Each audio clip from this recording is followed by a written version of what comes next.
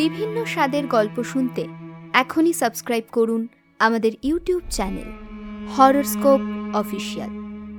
নমস্কার বন্ধুরা, আমি সৌমিলি রয়েছি তোমাদের সঙ্গে, আর তোমরা শুনছো হররস্কোপ অফিসিয়াল। আজকে তোমাদের জন্য থাকছে অর্ঘ্য দত্তর কলমে একটি লাভক্রাফটিয়ান হরর গল্প, খেকো। গল্পে যাওয়ার আগে একটা কথা, তোমরা ইতিমধ্যেই জানো হররস্কোপে ফিরতে চলেছে পলাশ আর রণজয়ের জুটি। সবাই তৈরি থেকো কিন্তু। তাহলে শুরু করছি আমাদের আজকের গল্প, অর্ঘ্য দত্তর কলমে খেকো।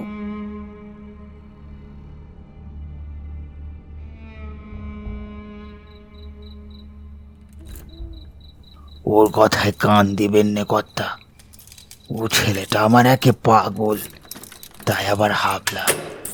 কথাটা বলি লোকটা শেকল খুলে দিল 2 পাল্লা দরজাটার।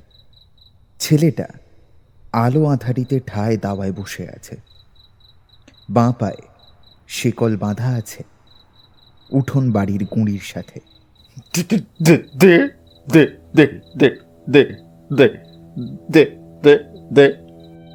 কি একটা যেন বিড়বিড় করে চলেছে সমানে, আর মাঝে মধ্যেই দে দে করে চেঁচিয়ে উঠছে। রুকু আর ভিকি মাঝে মধ্যে হুড খোলা জিপ আর বিয়ার নিয়ে লং ড্রাইভে বেরিয়ে পড়ে। সঙ্গে আরো কয়েকজন থাকে, আরো কয়েকটা গাড়িও। এবার অবশ্য অনেকদিন বাদে এই উইকেন্ডে বেরিয়েছিল তারা। এবারের ব্যাপারটা আলাদা, শুধু 2 বন্ধু, আর কেউ নেই।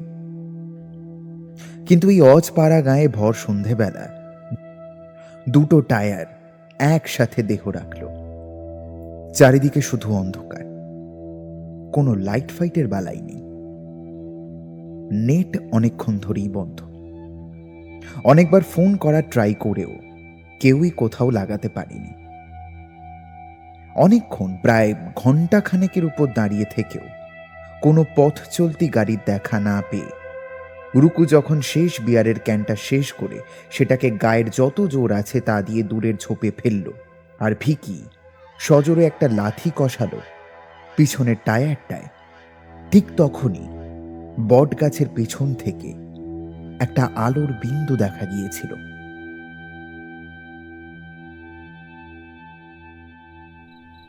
নভেম্বরের শুরু। এদিকটায় বেশ ভালো রকম ঠান্ডা পড়েছে। আকাশ পরিষ্কার, বাঁকা চাঁদ তার ফালা চমকাচ্ছে। এদিক ওদিক নখের জলের ছিটের মতো তারারা আকাশের বুকে আটকে চিকচিক করছে। হাওয়াটা বেশ কনকনে। ঘড়ি বলছে এখন 8:30। সিগারেট ধরায় রুকু। ভিকি পান মশলা চিবিয়ে উঠোনেই একদলা থুতু ফেলে। লোকটা একে তো ওই শীতের রাতে বেশ মুড়ি টুড়ি দিয়ে আছে, তার উপর তার চোখ জোড়া মোটা ঘষা কাঁচের ভেতর দিয়ে চোখ মুখের ভাব ঠিক বোঝা যাচ্ছে না। শুধু ঘরটায় ঢোকার আগে চারপাশটা একবার দেখে নিল সে। अरे इधर बिजली नहीं रहता। ভিকির বাবা বড় বাজারের বড় হোলসেলার, সুতো আর শাড়ির ব্যবসা। এছাড়াও ওদের একটা সেরামিকের ফ্যাক্টরি আছে রিষড়াতে। জন্মসূত্রে গুজরাটি হলেও জন্ম ওর কলকাতাতেই। 2 বছর হলো গদিতে যাতায়াত বেড়েছে, নয়তো বাবা আর 2 দাদাই সবটা সামলে নেয়। নামের পাশে তার দামি কলেজের MBA ডিগ্রি। মুখটা একটু থমথমে, তার একটু জোরেই নিঃশ্বাস পড়ছে। পাংশু মুখে গুটকা চিবিয়ে হয়তো প্রত্যয়ী হওয়ার চেষ্টা চালাচ্ছে। 5 বছরে একবার আসে বাবু, কি করবেন বাবু, একটু মানিয়ে নেন। আজ রাতটুকুরই তো ব্যাপার। আসলে এখানে কিছু নাই, রাত্রিরে গাড়ি ঘোড়া আর চলে কই সেরকম। এ হারাম দাদা, চুপ কর। দিন নাই রাত নাই, শুধু ঘ্যানর ঘ্যানর। কিছু মনে করবেন না বাবু, মুখ খারাপ করতে চাইনি, কিন্তু এই ছেলেটাকে নিয়ে আমার যত জ্বালা হইছে। লণ্ঠনের আলোয় ঘরটা আলো আবছায়ে ধরা দিচ্ছে। ভিকির ডান হাতটা দুবার কপালে আর বুকে ঠেকে। রুকু একবার মুচকি হাসে ওকে দেখে। আলোর বিন্দুটা ক্রমে কাছে আসতে আসতে একটা অবয়ব স্পষ্ট হয়েছিল। হাতে ধরা টিমটিমে লণ্ঠন নিয়ে একটা সর্বাঙ্গ ঢাকা দেহাতি লোক। ওদের জিজ্ঞেস করার আগেই লোকটা বলেছিল, এখন আর কিছু পাবেন না বাবু, এ রাস্তাও তো বড় রাস্তা নয়, তার চেয়ে গরিবের ঠাঁই রাত গুজরান করি নেন, সকালে আমি গিয়ে মেকানিক নিয়ে আসবো খন। বলেই যে পথে এসেছিল আবার সেই পথেই হাঁটতে শুরু করেছিল। কিছুটা হতোদ্যম হয়েই ওরাও আর কথা না বাড়িয়ে লোকটার পিছনে হাঁটা লাগিয়েছিল। পথে আর কেউ কোনো শব্দ করেনি। ঘরটা আলো আঁধারিতে খুব স্পষ্ট বোঝা না গেলেও মোটের উপর ঠিকঠাক। মেঝেতে চাটাইয়ের উপর একটা তাপ্পি মারা চাদর পরিপাটি করে বেছানো, দুটো ময়লা মতো কাঁথা রাখা, ঘরের কোণে একটা কুঁজো রাখা, উপরে সরার উপর একটা স্টিলের গ্লাস, যেন কেউ জানতই এখানে কেউ আসবে। আপনাদের সে কিছু খেতে দেব, গরিবের বাড়িতে কিছুই নাই, ওই কুঁজোয় জল আছে, আপনারা খেয়ে শুয়ে পড়েন। না না, লাগবে না। কথাটা মাঝেই আটকে দিয়েছিল রুকু। জ্যাকেটের দু পকেটে গাড়ি থেকে আসার সময় পড়ে থাকা কাজু আর ডালমুটের প্যাকেটগুলো কি মনে করে ঢুকিয়ে নিয়েছিল, এবার কাজে আসবে। ঘরটার ভেতর ভালো করে চোখ বোলায় রুকু। দরজার পাল্লাগুলো একে একে খোলা আর বন্ধ করে দেখে। দরজার এক পাল্লায় হাত রেখে ধোঁয়া উড়িয়ে জিজ্ঞেস করে, আরে দরজায় তো তোমার দেখছি কোনো ছিটকিনি নেই গো।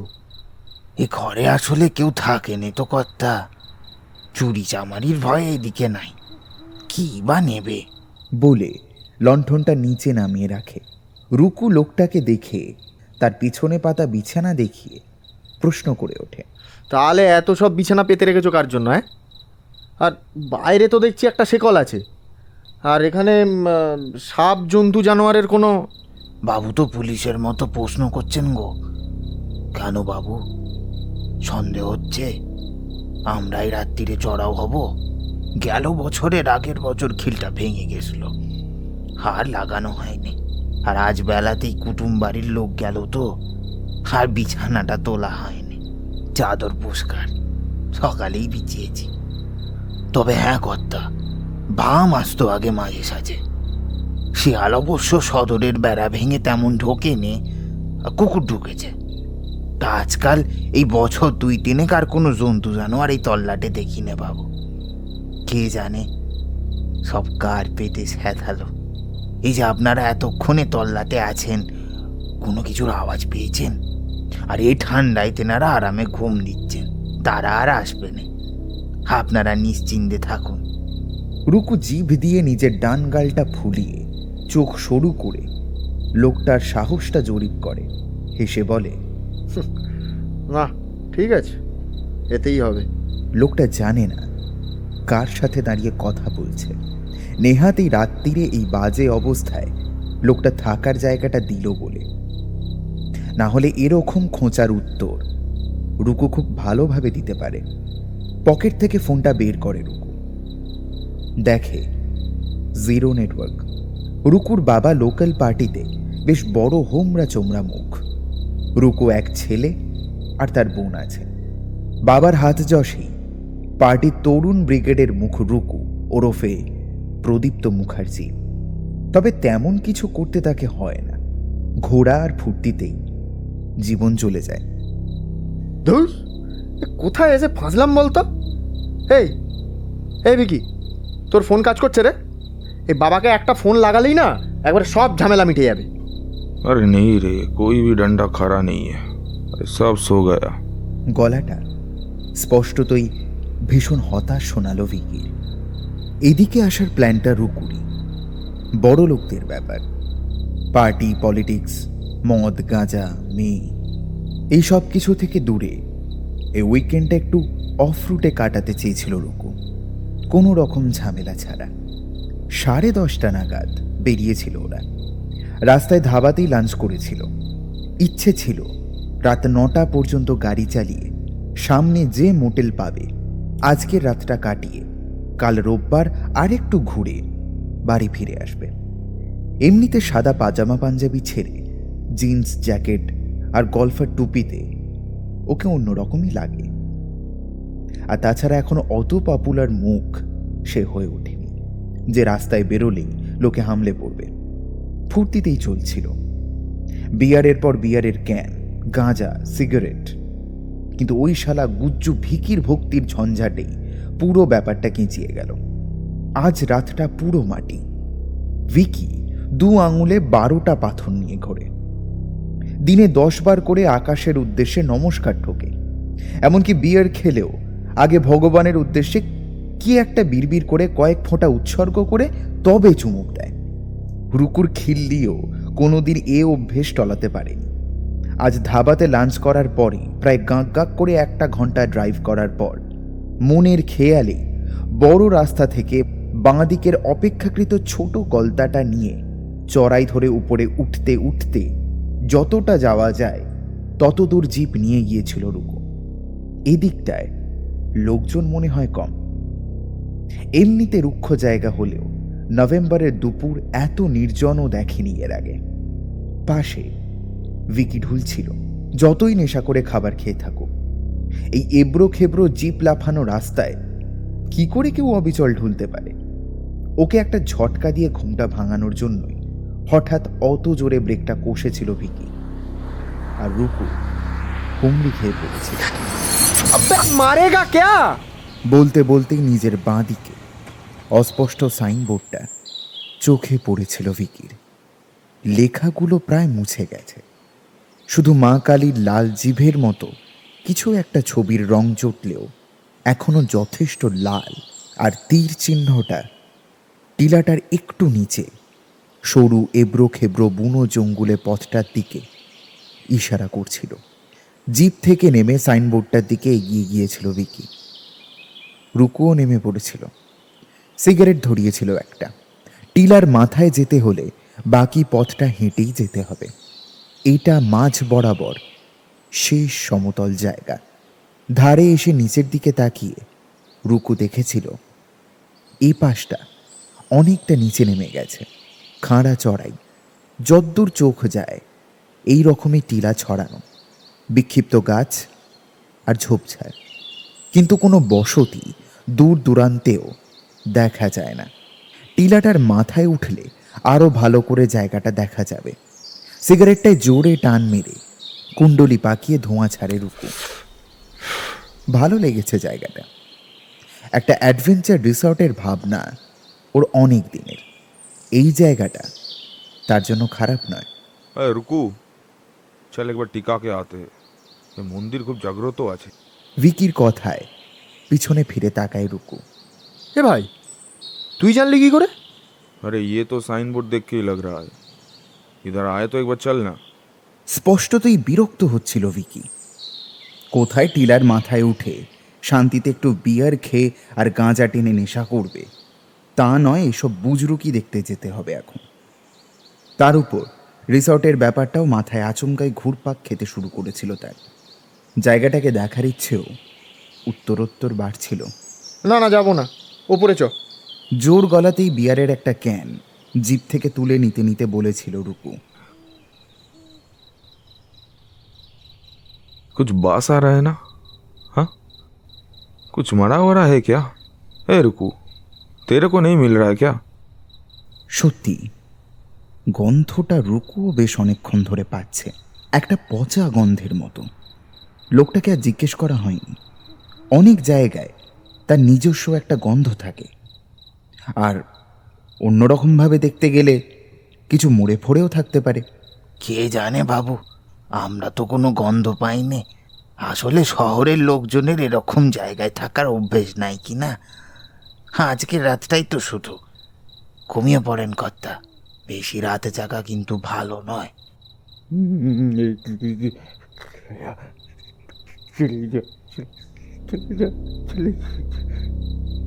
শেষ কথাটা যেন সামান্য হলেও আদেশে সুরে এলো লোকটার মুখ থেকে। দাওয়ায় বসা পাগল ছেলেটা এখনো বিড়বিড় করছে। রোগাটে খয়াটে গরম, চুলগুলো একটু লম্বা, মুখটা নিচু করে থাকায় আর তার উপর অন্ধকারে মুখটা স্পষ্ট বোঝা যায় না। সারা রাত এই পাগল বাইরেই থাকবে? अरे ये लड़का क्या पूरा रात बाहर ही रहता है क्या? ভিকির কথায় লোকটা একবার তাকায় নিজের ছেলের দিকে, তারপর ওদের দিকে তাকিয়ে বলে, ভয় পাবেন নে, ও কাটেনি। এই হারামজাদা, রাত্রিরে যদি বাবুদের জ্বালিয়েছিস তোকে কেটে খেয়ে ফেলবো। শ্মশানোর ভঙ্গিটা ভারী অদ্ভুত। ছেলেটা একটু কুঁকড়ে গেল যেন, কিন্তু পরক্ষণেই তার বাবার দিকে দাঁত খিঁচিয়ে সেই রকম বিড়বিড় করতে করতে হঠাৎ তারস্বরে চিৎকার করে উঠল, দে দে দে দে দে দে দে দে দে দে। আর লোকটা কিছুটা দৌড়ে গিয়ে ওর উপর ঝাঁপিয়ে পড়ে ঠাঁটিয়ে চর কষালো দুগালে। ও তো ছাড়া সবাইকে নিজের মতো পেয়েছিস, পাগলা কোথাকার। সবসময় খাই খাই খাই খাই, এত খাই নিয়ে যখন খেতে দিই তখন ঠুঁটো হয়ে যাস কেন? তুই মরবি আমারই হাতে। এরকম আচমকা হিংস্র আক্রমণের জন্য রুকু আর ভিকি কেউই প্রস্তুত ছিল না। ওরা কয়েক পায়ে এগিয়ে গিয়ে লোকটাকে আটকাতে যেতেই ভক করে সেই কটু গন্ধটা আবার ওদের নাকে লাগলো। এইবার একটু বেশি। যেখানে পাগল ছেলেটা বাঁধা তার পেছনের দরজাটা অল্প ফাঁক। ওদের মনে হলো সেই দরজার ফাঁক দিয়ে কেউ যেন দেখছে ওদের। তুই আবার কি দেখতে এলি? ভেতরে যা, যত সব জুটেছে আমার কপালে। খেঁকিয়ে উঠতেই দরজাটা খট করে আওয়াজ তুলে বন্ধ হয়ে গেল। ও আর কিছু করবে না কর্তা, আপনারা নিশ্চিন্তে ঘুম দেন। চোখ তখনও ওদের ওই পিছনের দরজার থেকে সরেনি। আমার বউ বাবু, পাগল ছাগল যাই হোক, নিজের পেটের ছেলে তো, হ্যাঁ, তাই আপনারা যান। কিন্তু ওই গন্ধটা? কোনো গন্ধ নাই বাবু, জল খেয়ে ঘুমিয়ে পড়েন। আর কোনো কথা বলার সুযোগ না দিয়ে ওই পিছনের দরজা ঠেলে ঘরে ঢুকে গেল লোকটা।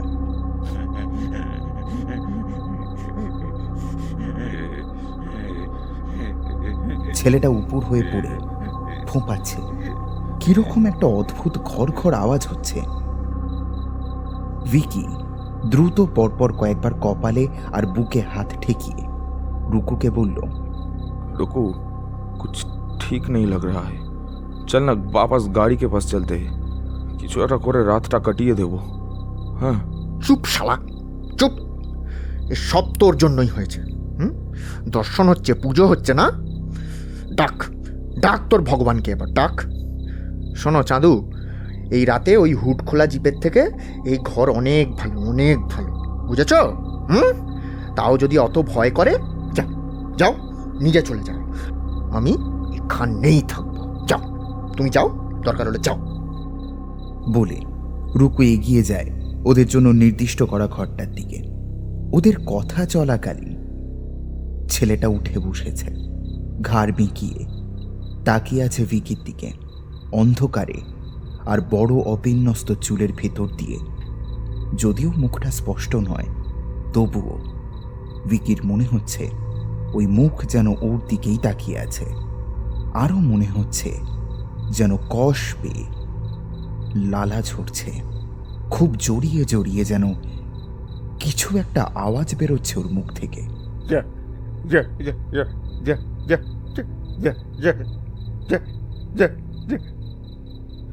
ए रुको, रुक, मैं भी आ रहा हूँ।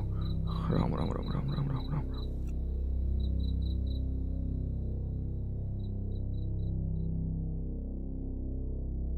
অদ্ভুত জায়গা ছিল টিলাটা। কোনো কাক পক্ষীর পর্যন্ত আওয়াজ ছিল না।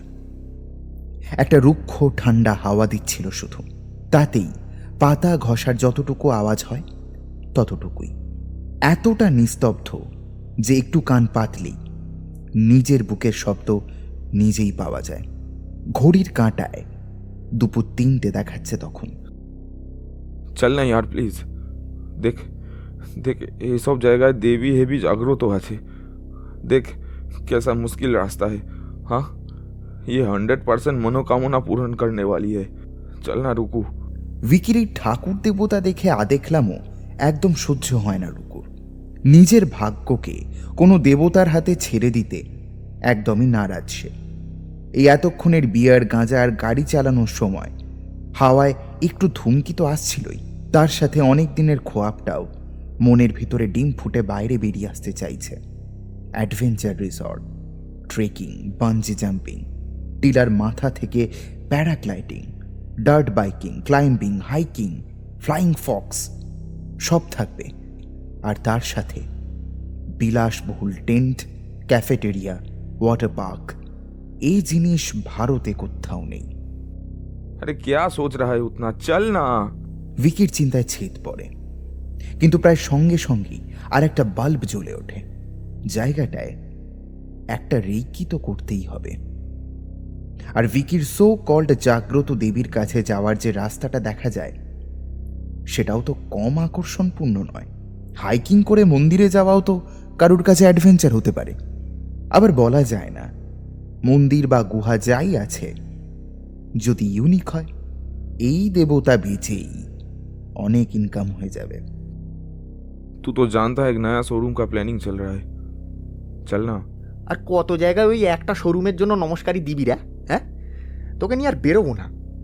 শালা ভিতুর ডিম, তোর মতন আর এরকম গুজ্জু বাপের জন্মে দেখিনি মাইরি। হ্যাঁ, এদিকে রস কম নয়। হ্যাঁ, মাল আর মেয়ে ছেলে দেখলে তো একবারে লালা পড়ে মুখ দিয়ে। আবার নমস্কারের ঢং করে একবারে দিনে 40 বার কপালে হাত ঠেকায়।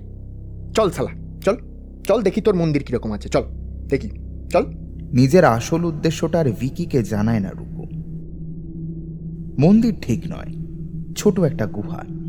গুহার মুখটায় অত্যাধিক সিঁদুর লেপা, আর তার উপর বিভিন্ন জায়গায় কিরকম আঁচড়ের দাগ, যেন কোনো ধারালো অস্ত্র দিয়ে এলো পাথারি গুহার মুখে আঘাত করা হয়েছে।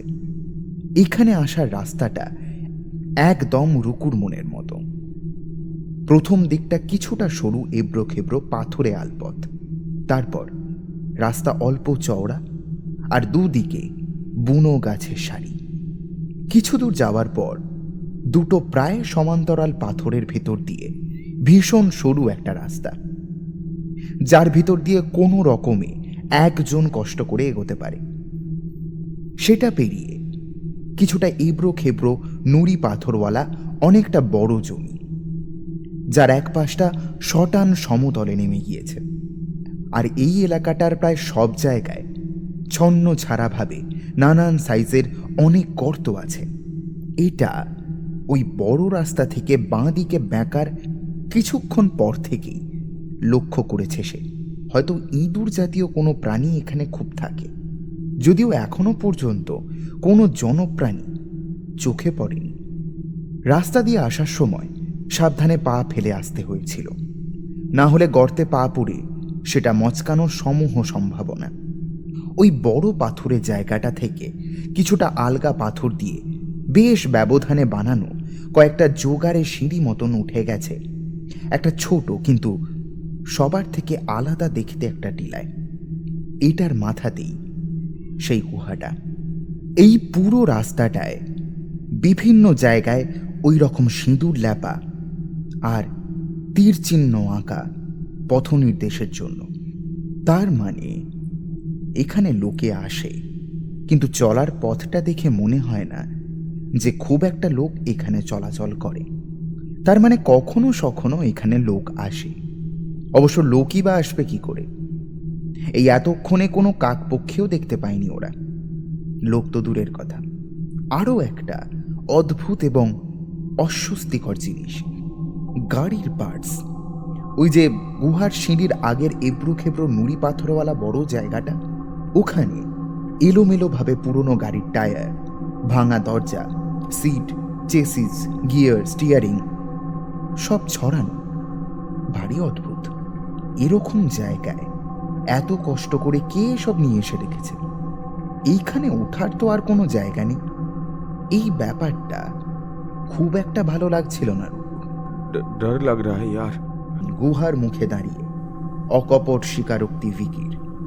রোদের তেজ ক্রমশ কমে আসছে, আর ওই জায়গাটা এমনি আলো আঁধারি। ঘড়িতে দেখাচ্ছে 4টে বাজতে তখনও 15 মিনিট বাকি।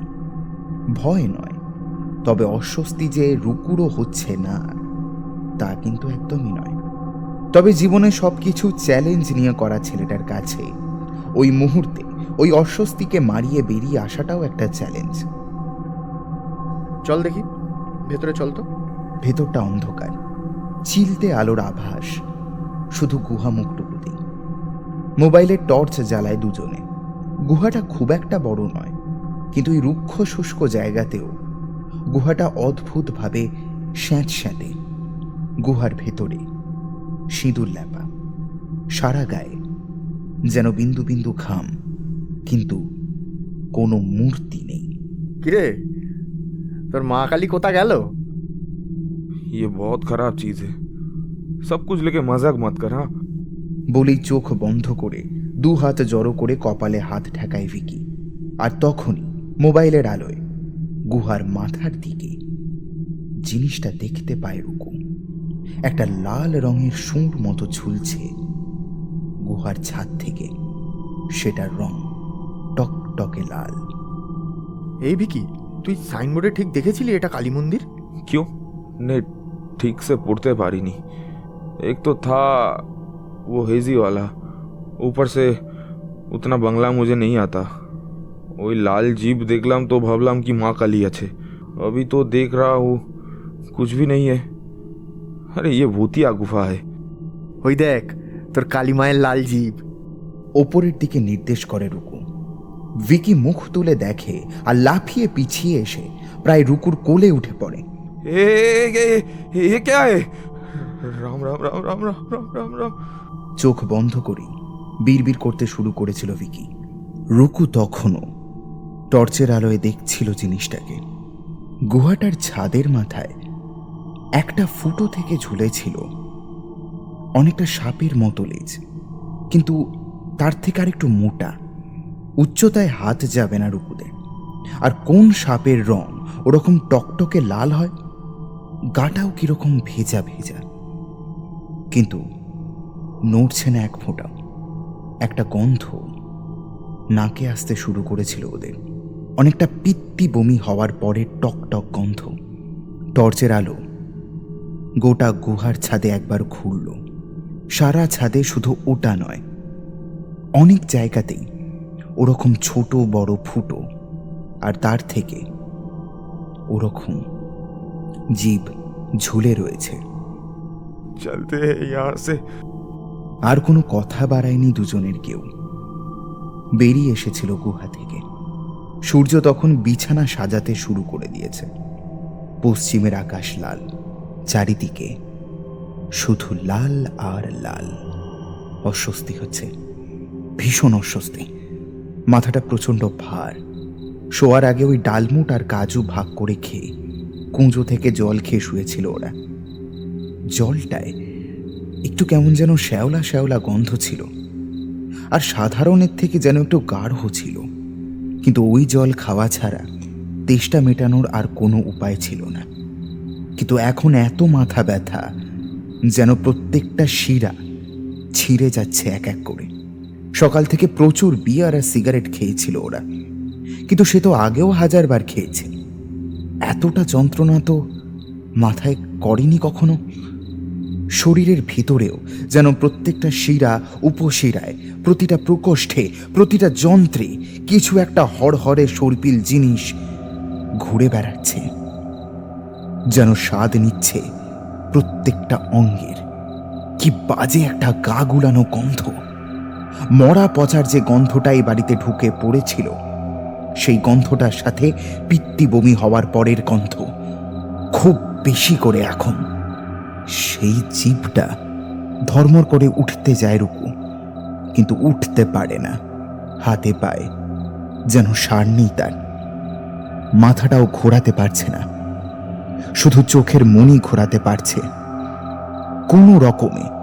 ডান দিকে আর চোখে তাকানোর চেষ্টা করে সে ভিকিকে দেখার জন্য। ওদিকেই তো শুয়েছিল, কিচ্ছু বোঝা যায় না। ভিকিকে ডাকতে যায়, কিন্তু গলা দিয়ে একটাও আওয়াজ বেরোয় না। চোখ বাদে পুরো শরীর অসাড়। আরে এটা কোথায়? এই ঘরটা তো ওই ঘরটা নয়। এটা কেমন একটা স্যাঁতস্যাঁতে জায়গা, আলোও নেই সেরকম। রুকু বুঝল সে সম্পূর্ণ উলঙ্গ। বাবু, ঘুম হলো? শিরদাঁড়া দিয়ে যেন একটা ঠান্ডা স্রোত বয়ে যায় রুকুর। সকাল থেকে আপনাদের কি ধকলটাই না গেছলো বলেন। মাইলের পর মাইল গাড়ি চালানো, মদ খাওয়া, খাবার।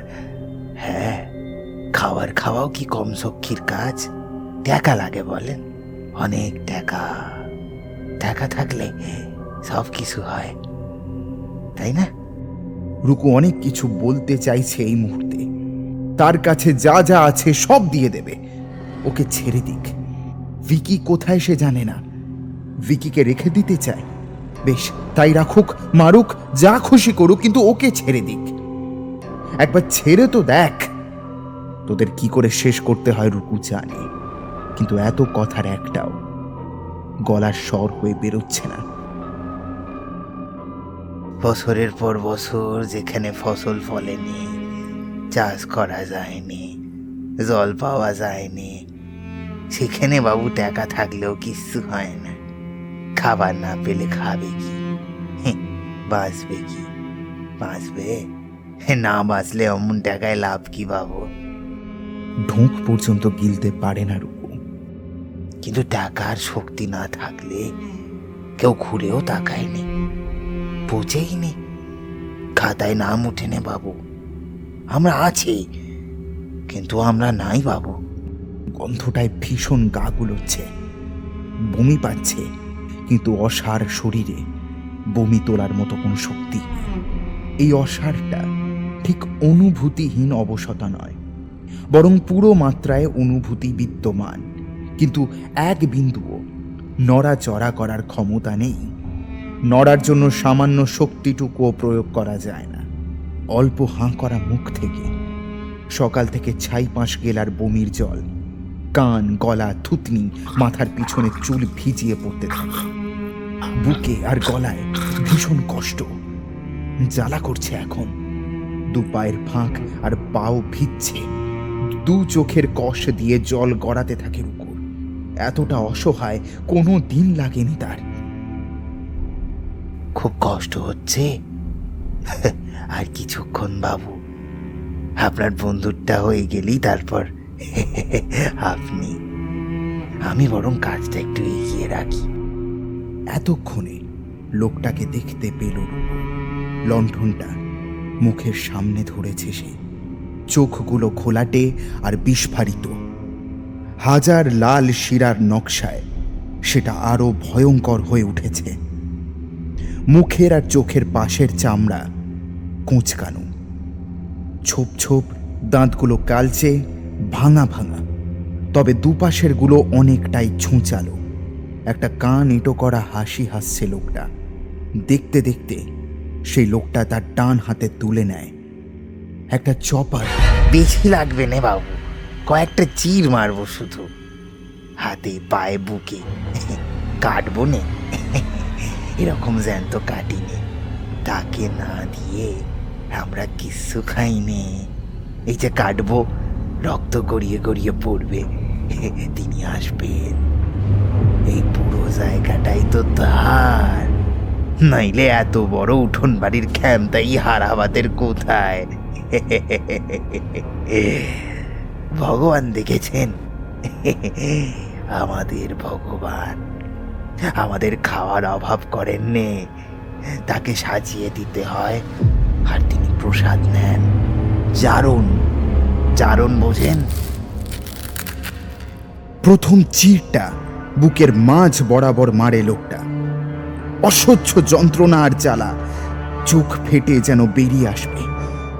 মুখের পেশিগুলো শক্ত হয়ে যাচ্ছে, কিন্তু এক বিন্দুও নড়তে পারছে না রুকু। চিৎকারও করতে পারছে না। হজম হয় তাড়াতাড়ি, এই একটু বাদেই আপনার বন্ধু এসে পড়বে। বন্ধু নয়, প্রসাদ। জানেন কর্তা, গেলবার যে ছেলে মেয়েগুলো এসেছিল তাদের শেষ মাথাটা কাল রাতেই শেষ হয়েছে। আর এই দেখুন, আজ আপনারা চলে এলেন। বড় ভালো।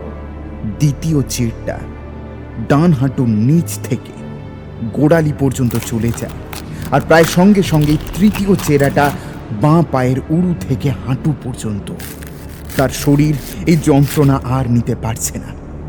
রুকু বেশ বুঝছে তার শরীর ছেড়ে দিচ্ছে এবার। সব কিছু অবশ হয়ে যাচ্ছে একটু একটু করে। মুখ দিয়ে মনে হয় রক্ত গড়িয়ে পড়ছে, মাথাটা ছিঁড়ে যাচ্ছে, কোনো কথা ঠিকঠাক বুঝতেই পারছে না। সমস্ত পেশিতে অস্বাভাবিক টান লাগছে। ও নাড়াতে পারছে না, কিন্তু শরীর আপনা থেকেই কাঁপছে। জানেন কর্তা, এই গোটা দুনিয়ায় এই কটা পেটের জন্য কোনো খাবার ছিল নেই। এত টাকা, এত চাল, শুধু পেটে দেওয়ার কিছু নাই। কত গ্রাম আছে জানেন কর্তা, শুধু জল খেয়ে কাটায়, সপ্তাহে একদিন খায়। আর এখানে দেখুন, শুধু তিনি আছেন আর আমার পরিবার।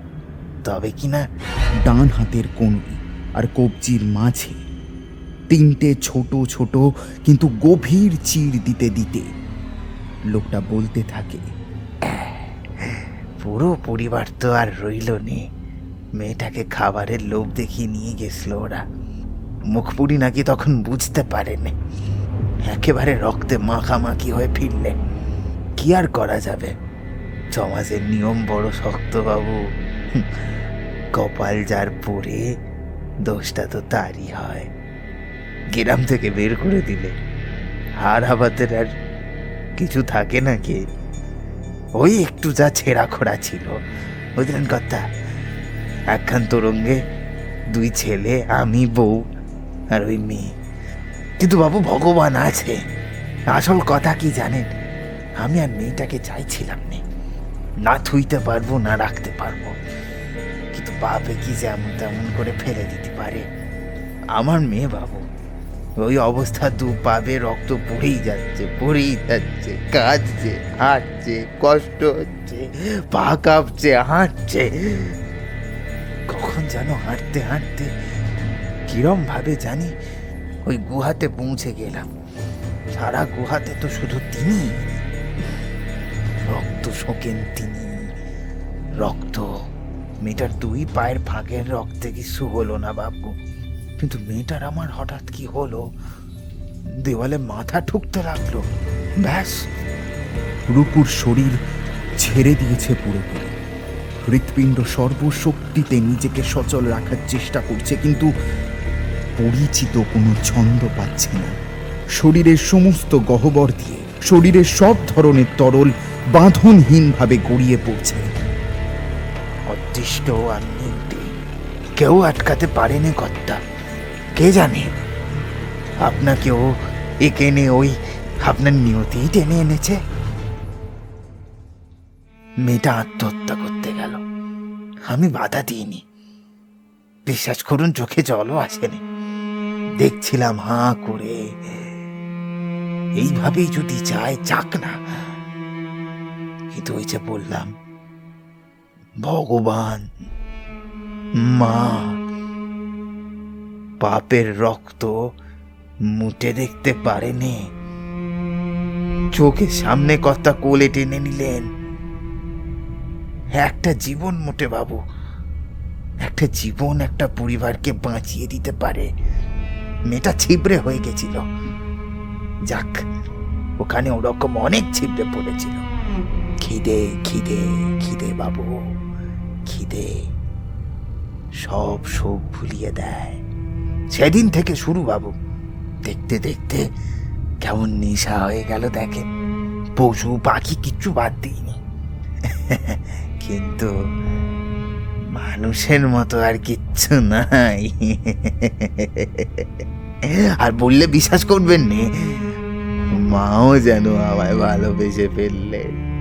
আসে, এই আপনাদের মতো লোকেরা আসে, আর আমরা জারণ করা মাংস তাড়িয়ে তাড়িয়ে খাই অনেক দিন ধরে। মা খবর পাঠিয়ে দেন, ঠিক একটু গন্ধ তো বেরোবেই, কি বলেন? এই পুরো এলাকার মালিক উনি, জমির ভেতরে, ছাদের উপরে, সব গর্তে উনি চলে বেড়ান। এই ঘরের গর্ত দিয়ে আপনার রক্তের গন্ধ পৌঁছাচ্ছে। আর একটু কষ্ট করুন, ব্যাস।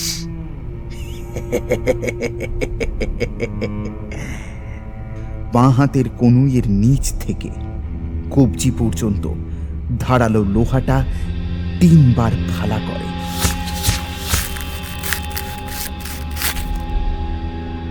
কিছু একটা যেন এগিয়ে আসছে হুড়মুড়িয়ে। মাটি কাঁপছে। লোকটা উবু হয়ে বউটাকে আর ছোট ছেলেটাকে জড়িয়ে বসে এক কোণে, মুখে হাসি, নিজের মনেই বলে চলেছে, কত কাজ জানেন বাবু। আপনার মোটর গাড়িকে ভেঙে ভেঙে রাস্তা থেকে সরিয়ে দিতে হবে, কিন্তু রক্ত পড়লে চলবে না। আপনি আর কি বুঝবেন? আর হাবাতেদের দুঃখের শেষ হয়নি বাবু। হাবলা বড় ছেলেটার মাংস খেতে পারেনি, আর তো কিছু নাই। বারবার ওই আপনাদের মাংসই ওকে ঠোঁসায়, বমি করে ফেলে। বাঁচবে নে, আর বাঁচবে না। আমি কোনোদিন খেয়ে ফেলবো। হারামজাদার এত সাহস, ওই শরীরেও আপনাদের তাড়িয়ে দিচ্ছিল।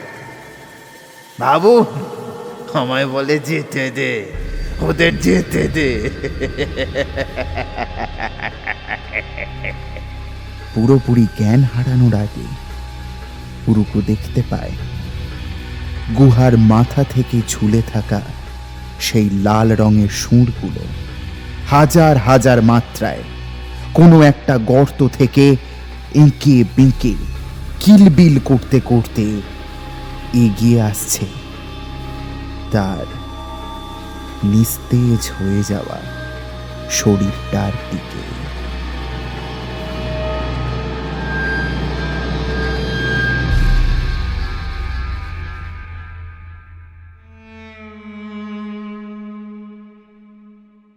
শুনছিলেন অর্ঘ্য দত্তর কলমে খেঁকো। কেমন লাগলো আজকের গল্প? কমেন্ট বক্সে আপনার মতামত জানাতে ভুলবেন না। আজকের গল্প পাঠে রক্তিম, গল্পের সূত্রধর আমি সৌমিলি, অন্যান্য চরিত্রে রক্তিম, অভিষেক এবং স্পন্দন। শব্দগ্রহণ হানাবাড়ি প্রোডাকশন, আবহ অভিষেক, প্রচ্ছদ রৌনক, স্ক্রিপ্টিং অনিন্দিতা, পরিবেশনা ও পরিচালনায় টিম হররস্কোপ। আজ এই পর্যন্তই। সবাই ভালো থাকবেন, সকলকে ভালো রাখবেন। শুভরাত্রি।